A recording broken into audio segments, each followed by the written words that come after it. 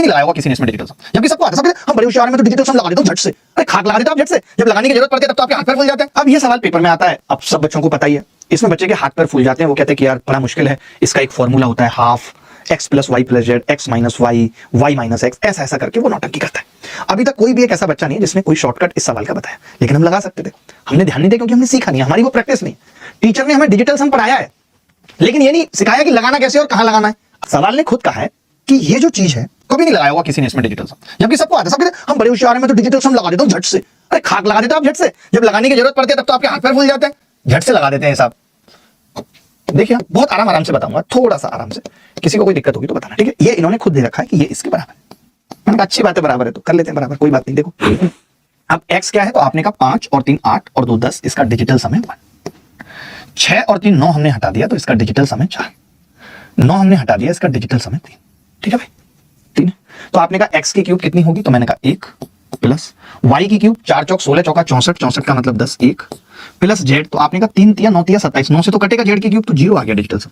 फिर आपने कहा 3 है और 3 यहां भी है, अगर ये 9 से कट जाएगा तो ये भी 0 आ गया बराबर। आपने कहा 9 यहां पे भी हट गया तो 8 के बच गया, 8 के बच गया। मैं ये कह सकता हूं कि यहां पे 2 आ रहा है और बराबर 8 के।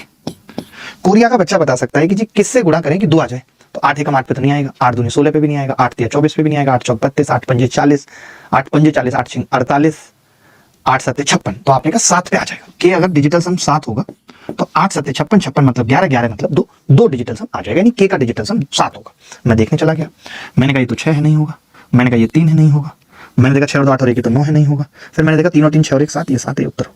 क्या आप मुझे बताइए कि कभी आपने आज तक इससे पहले इस सवाल में डिजिटल सम लगाया था या सोच सकते थे आप? जैसे ये सवाल है x की घात 4 माइनस y की घात 4, हर कोई ये जानता है कि जब भी हम a square minus b square के फॉर्मूले की बात करते हैं, कितने लोगों को पता है कि a square minus b square के फॉर्मूले की बात करते हैं तो a square minus b square का फॉर्मूला a प्लस बी और a माइनस बी होता है।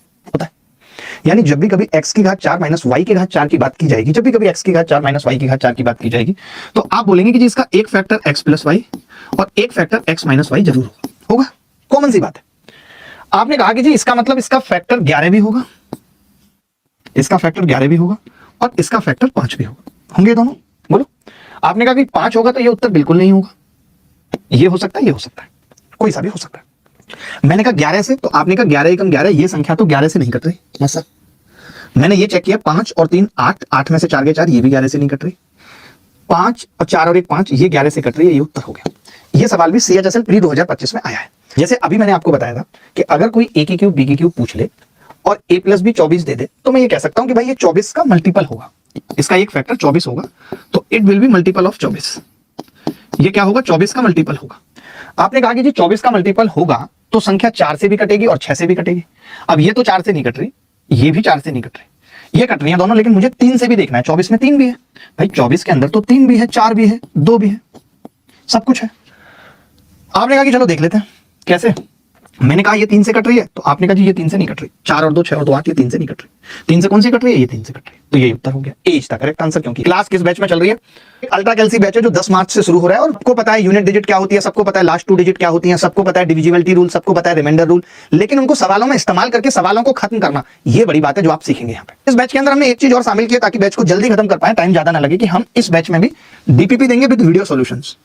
अब की बार जो ये बैच आ रहा है इसमें हम डीपीपी विद वीडियो सॉल्यूशंस देंगे, यानी आपको प्रैक्टिस के लिए भी सवाल मिलेंगे जिसमें आप खुद भी दिमाग लगा पाए, और वीडियो सॉल्यूशंस के बाद साथ। तो लोग सोच रहे होंगे कि हमने पहले वाला अल्ट्रा कैल्सी बैच लिया उसमें नहीं दिया, क्योंकि पहला ही बैच था तो वीडियो बनते कैसे। अब उस बैच में जितने सवाल हो गए, वीडियोज बन गए, तो वो डीपीपी में दे देंगे और इस बैच में नए सवाल करा लेंगे। बात समझ गए? ये एक प्रोसेस है।